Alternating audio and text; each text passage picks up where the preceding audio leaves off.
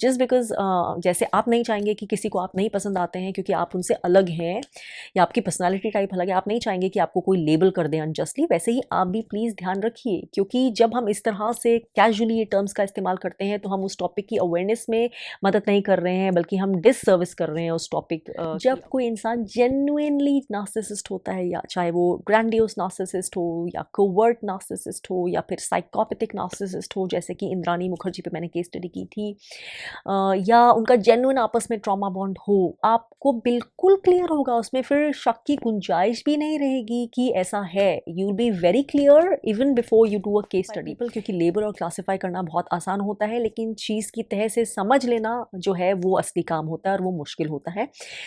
तो वो समझ इतनी ठोस, इतनी डीप, इतनी सॉलिड हुए बिना जस्ट कुछ जो दिख रहा है उसके ऊपर सिर्फ थोड़ा सा बेस करके जब भी हम किसी का कैरेक्टर एनालिसिस करते हैं या पर्सनैलिटी एनालिसिस करते हैं तो शैडो साइड समझना बहुत ज़रूरी है। और मुझे बहुत डिसअपॉइंटिंग लगता है कि लोगों को अभी तक शैडो साइड होता क्या है इसकी समझ नहीं है, क्योंकि हम कोई इनर वर्क, छोड़ो इनर हीलिंग तो बहुत दूर की बात है, हम कर ही नहीं सकते जब तक हम अपनी शैडो साइड से परिचित नहीं हो। बाकी ध्यान रखिए कि हर एक व्लॉगिंग करना सेलिब्रिटी की अपना पीआर वर्क तो होता ही होता है। You can not separate a celebrity completely अपनी पीआर इमेज से। तो अपनी इमेज तो सब बनाएंगे, ध्यान रखेंगे, किसी को नहीं पसंद आता कि उनकी सिर्फ एक नेगेटिव इमेज बड़ी होकर बाहर जाए। तो प्लीज़ नार्सिसिज्म ये फेंकने का खेल नहीं करते हैं, तू नार्सिस, ये नार्सिसिस्ट, क्योंकि ये नार्सिसिज्म के ऊपर अवेयरनेस नहीं है। हर इंसान में, स्पेशली अगर वो नार्सिसिस्ट नहीं है, अच्छी चीज़ें भी होती हैं, बुरी चीज़ें भी। ज़रूरी नहीं है कि हमेशा मैं केस स्टडीज़ में किसी इंसान को नार्सिसिस्ट करार करूँ, मैलिग्नेंट नार्सिसिस्ट या कोवर्ट नार्सिसिस्ट, या मैं दो इंसानों के बीच में हमेशा जो बॉन्ड है उसको ट्रॉमा बॉन्ड में क्लासीफाई करूँ, जो मैंने अपनी बहुत सारी केस स्टडीज़ में किया है। जब उन बॉन्ड्स में कोई कंट्रास्टिंग चीज़ है दिखाने के लिए कि हाँ these are aspects of a good relationship, of a healthy relationship, तो वो भी जताना, वो भी पॉइंट करना मेरा काम है इन अ न्यूट्रल एनालिसिस। वो शैडो साइड भी उस इंसान का हिस्सा होता है, इसका मतलब ये नहीं है कि उसमें अच्छे साइड नहीं है, उसकी अच्छी वाली जेन्युइन चीज़ें भी हो सकती हैं।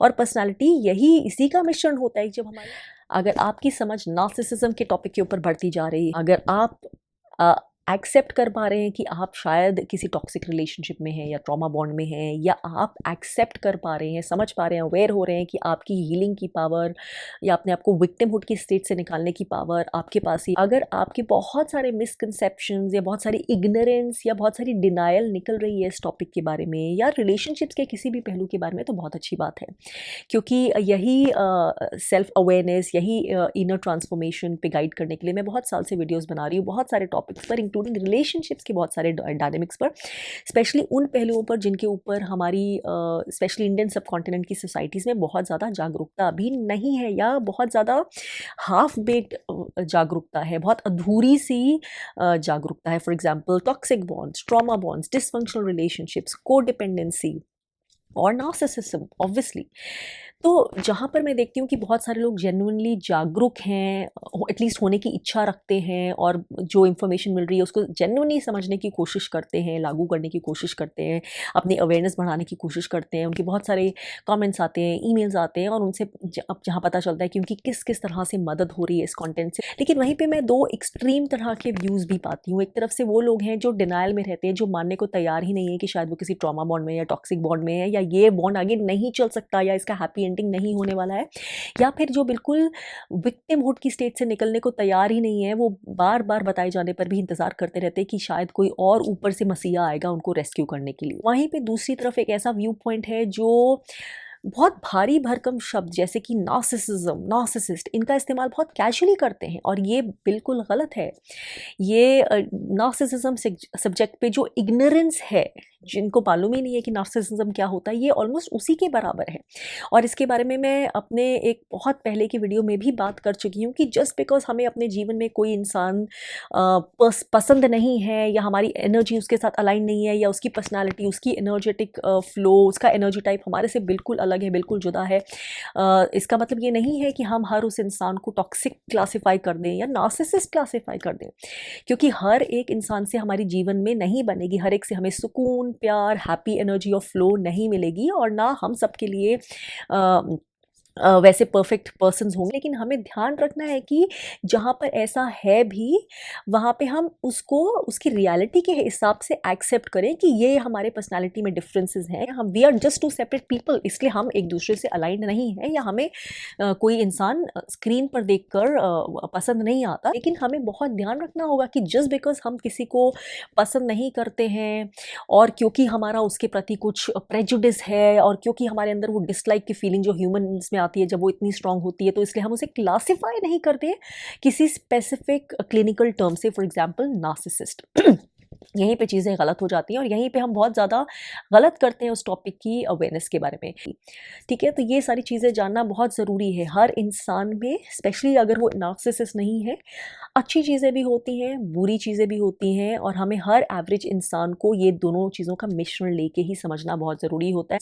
तो हर केस स्टडी से एक्सपेक्ट करना कि मैं केस स्टडी में सिर्फ लोगों की नेगेटिव कैरेक्टरिस्टिक्स हाईलाइट करूंगी, या वही स्टेट केस स्टडी करूंगी जहाँ पे सिर्फ सब कुछ नेगेटिव है, तो ऐसा नहीं होने वाला है। क्योंकि आपको कॉन्ट्रास्ट, रिलेशनशिप के कॉन्ट्रास्ट पिन पॉइंट्स क्या होते हैं वो समझना भी ज़रूरी होता है।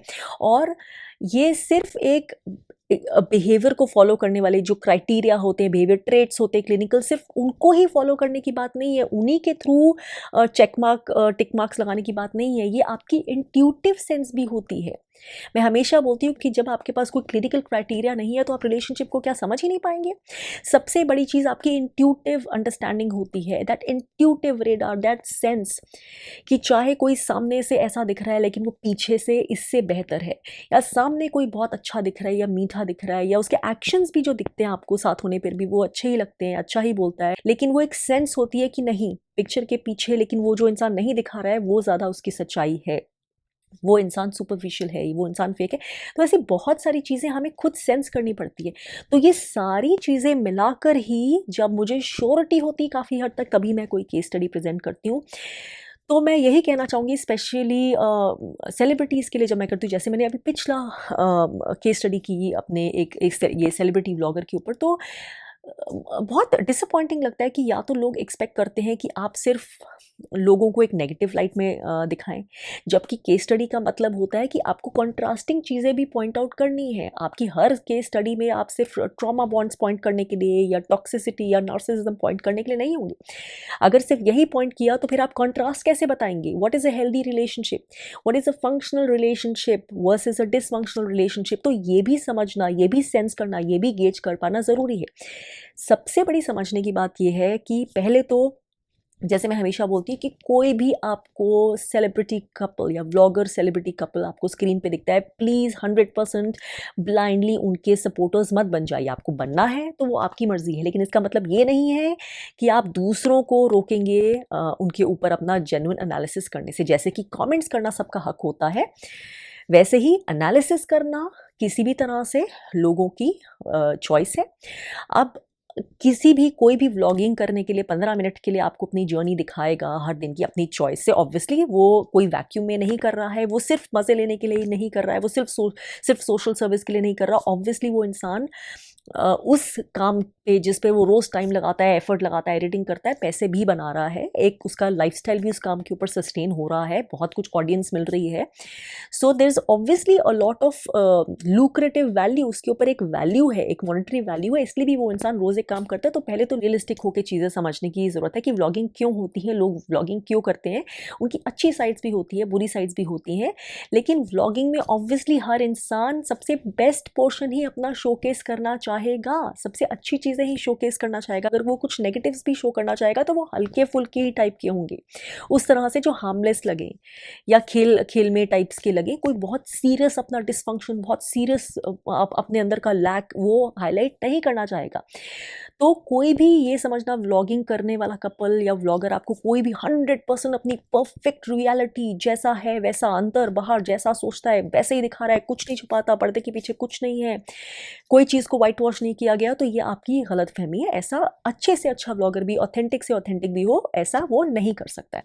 और वहीं वो लोग जिन्हें डर लगता है कि उनके फेवरेट व्लॉगर्स का, उनके फेवरेट सेलिब्रिटीज़ का कोई क्रिटिकल एनालिसिस नहीं कर दे, तो मैं यही कहूँगी कि शायद आपको अपने अंदर एग्जामिन करनी ज़रूरत की ज़रूरत है कि क्या वो चीज़ है आपके अंदर, क्या वो भ्रम है जिसके टूटने से आप डरते हैं, क्योंकि आप कुछ है अपनी ज़िंदगी में जिसकी पूर्ति उस व्लॉगर की इमेज से कर रहे हैं, कुछ वैलिडेशन जो आप उनके थ्रू पा रहे हैं। आपकी कौन से जीवन का पोर्शन है जो सिर्फ उन्हीं के थ्रू एक इमेज बना के पूरा हो रहा है, तो आपको वो देखने की ज़रूरत है। क्यों है आपका इतना अनहेल्दी अटैचमेंट का रीज़न? क्योंकि कोई भी चीज़ जो न्यूट्रली किसी चीज़ को देख नहीं पाती है, समझ नहीं पाती है, या उससे इतना ज़्यादा अटैच्ड हो जाती है either way, in a negative way और अ पॉजिटिव वे, वो चीज़ हमारे लिए आउट ऑफ बैलेंस है। तो वो आपको अपने अंदर एग्जामिन करने की ज़्यादा ज़रूरत है। आप उसके ज़्यादा समझने की क्षमता नहीं रखते हो या नहीं समझना चाहते हो।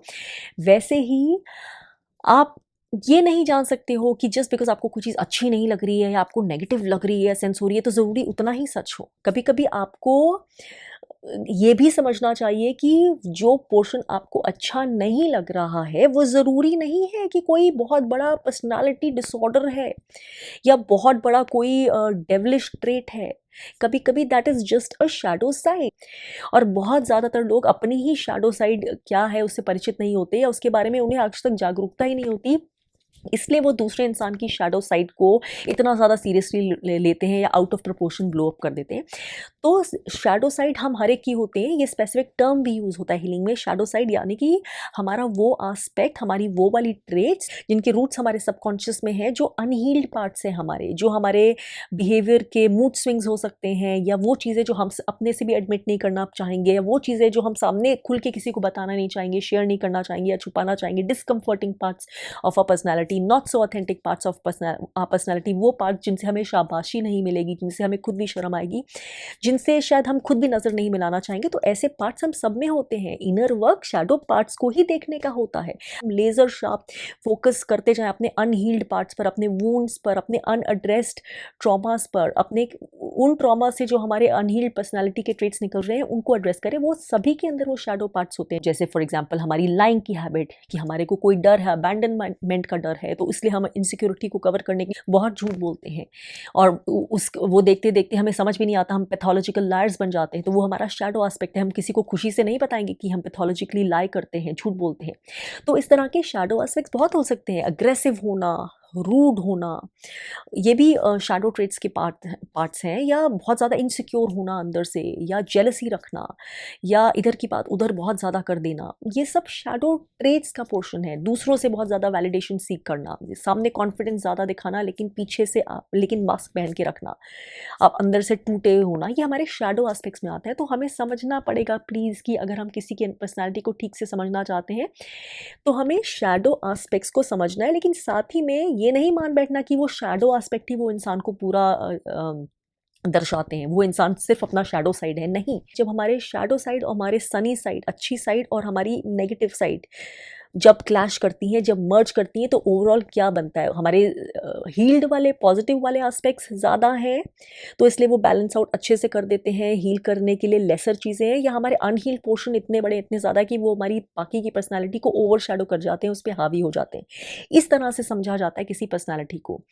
तो जैसे मैंने पिछले अपने केस स्टडी में भी ये सेलिब्रिटी कपल के ऊपर जो की, उसमें मैंने यही चीज़ दर्शाने की कोशिश की थी। लंबा सा वीडियो, आधे वीडियो में उनकी पॉजिटिव ट्रेट्स बताने की कोशिश की, अगेन ये बोलते हुए कि प्लीज़ ब्लॉगर है, 15 मिनट में कोई पूरा सच नहीं दिखाता है, बहुत सारी अनसीन चीज़ें होती हैं, तो take it with a pinch of salt. और बाकी के आधे पोर्शन में मैंने उनकी शैडो साइड से डील किया है। तो ये मुझे बहुत अजीब सा लगता है कि कई लोग या तो एक्सपेक्ट करेंगे कि अगर आप केस स्टडी कर रहे हैं तो उसमें आप जैसे ही शुरू करें बोलना, बस सारी नेगेटिव चीज़ें बताएं, सब कुछ बुरा है, सब कुछ कैटास्ट्रोफिक है उस रिलेशनशिप के बारे में, सब कुछ बिल्कुल तबाही वाला है। तो ऐसा नहीं है, आपको अच्छी चीज़ें भी जानना ज़रूरी है, आपको कंपैरिजन कर पाना आना चाहिए, वो मिश्रण समझ आना बहुत ज़रूरी है। अगर नेगेटिव ज़्यादा दिखेगा तो मैं उसे बोलूँगी, अगर मिश्रण दिखेगा तो मैं मिश्रण की बात डेफिनेटली करूँगी। तो प्लीज़ मैं जो कहना चाहती हूँ वो ये कि लोगों को ठीक से मिश्रण में समझने की कोशिश करिए। हर पर्सनालिटी टाइप नहीं मिलता है। जैसे कि मैं INFJ हूँ, तो मुझे ऑब्वियसली कोई बहुत लाउड पर्सनालिटी टाइप है, बहुत ज़्यादा over ruthlessly ambitious, over competitive, तो मुझे मेरी एनर्जी उसके साथ जेल नहीं होगी। मैं अपने जोन में जाना चाहूँगी, मैं ऐसे इंसान के साथ ज़्यादा कंफर्टेबल फील नहीं करूँगी। लेकिन एट द सेम टाइम मैं उसको एक, अगर वो नहीं है, मैं उसे नार्सिसिस्ट करार नहीं कर दूंगी। और हमें हर एवरेज इंसान को ये दोनों चीज़ों का मिश्रण लेके ही समझना बहुत ज़रूरी है। नहीं तो जो हम रिलेशनशिप्स के ऊपर अवेयरनेस क्लेम कर रहे हैं वो बिल्कुल सुपरफिशियल होगी। होगी, वो अधूरी होगी, वो सॉलिड ग्राउंडिंग में बेस्ड नहीं होगी। तो प्लीज़, चाहे आप अपने नेक्स्ट डोर नेबर की पर्सनालिटी का एनालिसिस कर रहे हों, अपने साथ किसी की डायरेक्ट रिलेशनशिप हो, पर्सनल इंटीमेट रिलेशनशिप उसका एनालिसिस कर रहे हो, या फिर किसी भी सेलिब्रिटी की रिलेशनशिप का एनालिसिस कर रहे हो, तो प्लीज़ इन सारे बातों को न्यूट्रली ध्यान दें। जैसे आपको पर्सनल लाइफ में कोई पसंद नहीं आता है, वैसे ही अगर आपको कोई सेलिब्रिटी पसंद नहीं आता है, तो फिर भी इसका मतलब ये नहीं है कि वो इंसान कोई आउट एंड आउट नार्सिसिस्ट है। आपको दूसरा पलड़ा भी देखना आना चाहिए, आपका रेडार इतना होना चाहिए इंट्यूटिव कि आप वो समझ सकें उस इंसान की नेगेटिव शैडो ट्रेस के साथ साथ आप उसके बेटर ट्रेट्स को मिक्स करके फिर जो एमालगमेशन बन रहा है उसको इकट्ठे लेके उसकी पर्सनालिटी को समझ पाए। और वही specially in case of celebrities, please ध्यान रखिए, ना तो अंधाधुंध सपोर्ट करिए, ना अंधाधुंध हर चीज़ पे मानिए, बिकॉज जितने भी वो अच्छे हो, एंड ऑफ द डे पे हमें मानना है कि जो भी कोई सेलिब्रिटी अपना व्लॉगिंग करता है वो अपनी इमेज का ध्यान ज़रूर रखेगा, वो अपनी इमेज को लाइन पर लगाकर व्लॉगिंग नहीं करेगा, आपको अपने गृहस्थी के, अपनी लाइफ के, अपनी रिलेशनशिप के वो एस्पेक्ट्स नहीं दिखाएगा बिना सोचे समझे जो उसके लिए ही सैबोटाजिंग हो जाए।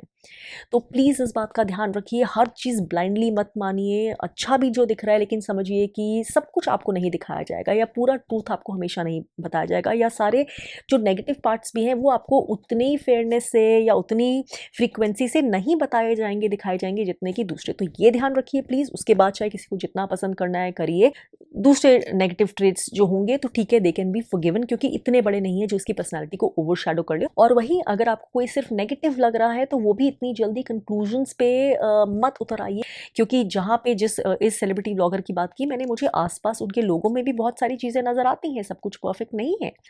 उनके रिलेशनशिप्स में हर इंसान के अंदर कमियां दिख सकती हैं, पॉजिटिव्स भी दिख सकते हैं, कमियां भी दिख सकती हैं, और कौन कमियां छुपा रहा है ये भी जो समझने की क्षमता रखता है उसे आराम से दिख जाता है। तो एज आई सेड, 15 मिनट का व्लॉग है, 15 मिनट में आप किस किस के कौन कौन से एस्पेक्ट्स आपको दिखाए जाएंगे। तो इसमें बहुत सारा आपका इंट्यूटिव अंडरस्टैंडिंग रेडार और आपका बहुत सारा जो एक्सपीरियंस है, ऑब्जर्वेशनल और सेल्फ एक्सपीरियंस, वो काम आता है।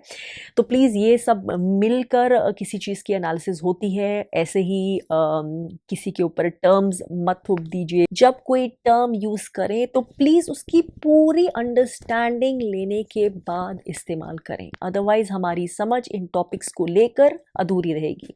क्योंकि अगर कैजुअली ही यूज़ करना है तो फिर अंडरस्टैंडिंग लेने की ज़रूरत क्या है। फिर तो हर इंसान दूसरे इंसान को अगर लाइक नहीं करता है, पसंद नहीं करता है, तो हर कोई एक दूसरे के लिए जो मर्जी क्लिनिकल वर्ड, पर्सनालिटी डिसऑर्डर के नाम यूज़ कर सकता है। लेकिन this is not fair, not right, और इससे हम किसी का भी जो है हमारी एजुकेशन में, हमारी अवेयरनेस में उधार नहीं होता है। और फाइनली मैं बोलूँगी कि शैडो साइड को समझने के लिए सबसे पहले अपनी शैडो साइड को समझना शुरू करिए, तभी आपको दूसरों में भी शैडो साइड की समझ आएगी कि शैडो साइड होती क्या है। चाहे उनकी शैडो साइड आपकी शैडो साइड से बिल्कुल डिफरेंट हो, लेकिन आपको जब शैडो साइड चीज़ होती क्या है, किस तरह से एक्सप्रेस करती है, इसकी समझ जब आपको भरने लगेगी, तो आप लोगों में भी बिना जजमेंट के अंडरस्टैंड कर पाएंगे कि हर एक में शैडो साइड है। जस्ट बिकॉज किसी की शैडो साइड भी दिख रही है या उसकी शैडो साइड ऐसी है जो आपको बिल्कुल पसंद नहीं है, आपको एकदम टर्न ऑफ करे, इसका मतलब ये नहीं है कि वो इंसान हर तरह से बिल्कुल नालायक, नाकारा इंसान है। तो जब तक इस तरह की आपको समझ नहीं हो, तो प्लीज़ लोगों के ऊपर इस तरह से ये टर्म्स फेंकना बंद करिए। मुझे लगता है हम बहुत जल्दी तैयार होते हैं लोगों को थोड़ा सा ही उनका कुछ देखकर, या थोड़ा सा ही उनमें कुछ दिख गया जो हमें पसंद नहीं आता, हम बहुत जल्दी में होते हैं, बहुत तैयार होते हैं उनको क्लासिफाई कर देने में या लेबल कर देने में, या कोई टर्म उनको लगा देने के, इरिस्पेक्टिव कि वो टर्म कितना भारी भरकम है और कितना अनफेयर है उनके लिए। क्योंकि जब हम किसी पर्सनैलिटी टाइप या किसी रिलेशनशिप के डायनामिक्स की समझ लाने की कोशिश करते हैं सोसाइटी में, तो उसकी एक्सेप्टेंस, उसकी ठोस समझ के साथ साथ ये भी समझना ज़रूरी है कि उस टर्म का ओवर यूज़ या रॉन्ग यूज़ ना हो जाए।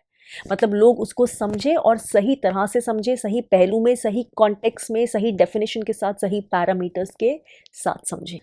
कौन सा पर्सनालिटी टाइप टॉक्सिक है, कौन सी रिलेशनशिप ट्रॉमा बॉन्ड है, कौन सा इंसान वाकई नार्सिसिस्ट है, मैनिपुलेटिव है।